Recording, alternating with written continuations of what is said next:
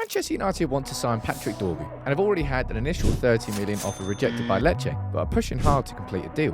Who is Dorgu though? What are his strengths as a fullback, and what areas of his game does he need to develop? Here is a top-level overview of Dorgu to tell you who he is and give you some insight ahead of a potential move, which we are going to follow up on with an in-depth profile if the deal is completed. Let's go. Let's talk about Patrick Dorgu then. Somebody who we spoke about on United People's TV during the summer. We didn't make a move for him. That's how things go.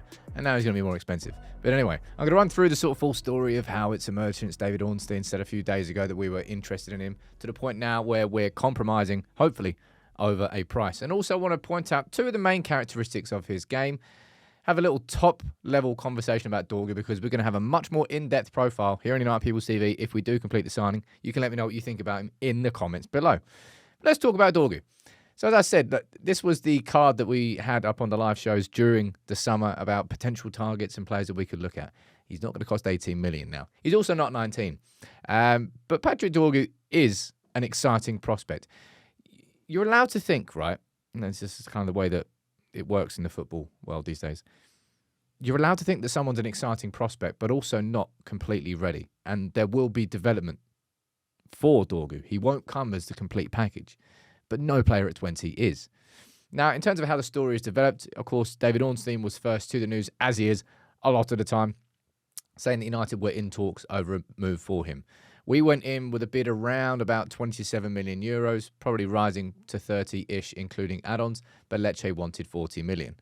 United are going to go back with a second bid. Hasn't currently happened yet, but there's a 10 million euro difference in what United are offering and what Lecce want.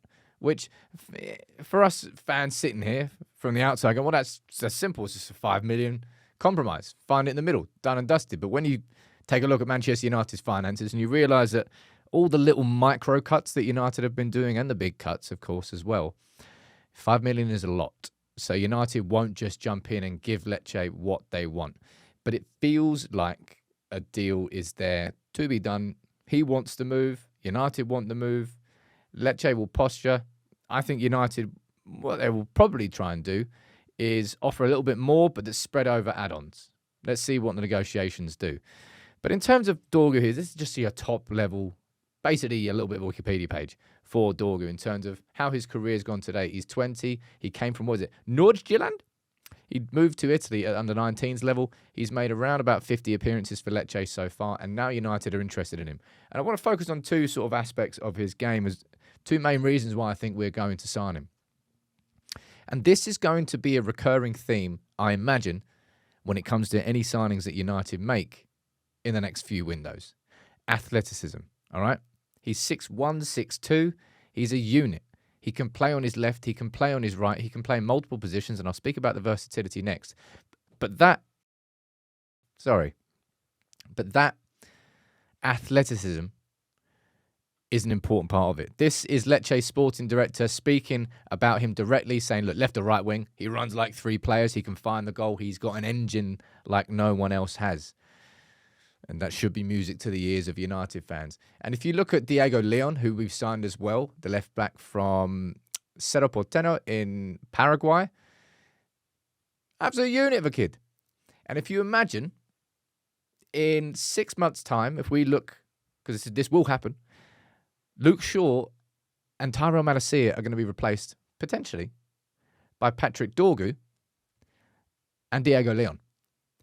That is a hell of a physical upgrade. In and out of possession, with the ball, without the ball. And it's been a big issue for United, actually. So even in games where we've had the right approach to it, we haven't really been able to sustain it across the course of 90 minutes.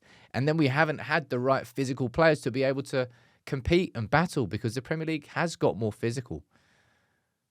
And we need that. So that's definitely a reason why he's high up that list for United. But also, I've mentioned it there, but the versatility of Patrick Dorgu is very impressive. If we take a look here at the heat map from his time with Lecce, this is last season in Serie A, where you can see the majority of his games out over that left-hand wing or left flank. Look at this season. He's actually played more minutes on the right-hand side. And interestingly enough, more at right wing. And if we take a look here at the percentage of where Dorgu's minutes have come for Lecce, Well, first of all, you can see it's massively spread. And secondly, you can see what I mean. 43% of his minutes at left back, 3% at left wing back. So actually, he's played more in a back four system at Lecce. But also 25% of his time he spent at left wing. He's somebody who is confident and comfortable with the ball on his left foot and his right foot, and also very comfortable in the final third.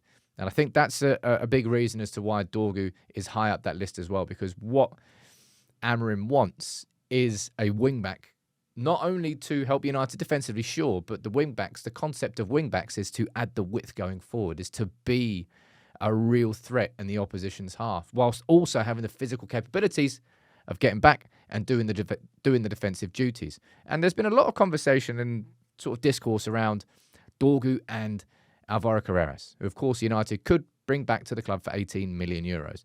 And I've said this a few times, say it one more time. If we wanted to do it, we would have done it by now.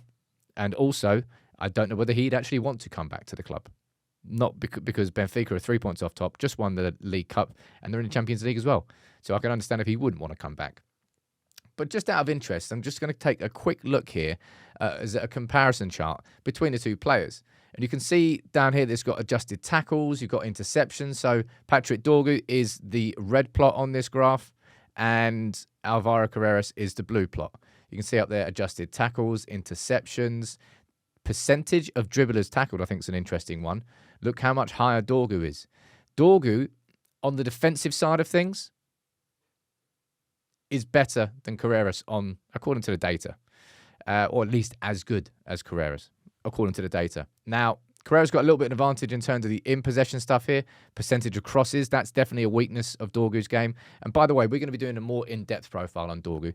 It's just, this is a top-level stuff. And I just thought it'd be interesting to have the comparison. But Dorgu is somebody who United have clearly identified as a real prospect. Someone who has qualities now, but is far from the finished product. I'm going to run through the development of Dorgu and the areas where he would need to grow and improve at United. But from a natural perspective, there's two key things that stand out. The athleticism of Dorgu and the versatility of Dorgu. Both of those two things are sort of natural in his game. Don't have to be taught, don't have to be coached. They're right there. They're fundamentals. They're part of his game. His crossing certainly needs to be improved. I'll run through his decision-making, how good he is on the left, on the right, in the more in-depth profile. But this is definitely a signing that I would be excited about. These are the sorts of signings that United have to do more of and make stick. Now, 30 to 40 million is still a lot for a 20-year-old. So I would like to think that United would be able to go deeper into the scouting market and maybe, sign Patrick Dorgu in the summer when he would have been about half the price, but the exact same player, just 6 months early in his development. That's down to United. But that's just sort of like a top level. Who is Patrick Dorgu? And the characteristics as to why I think United are signing him. And fingers crossed, soon I'll be able to give you the full profile on him and tell you even more about him.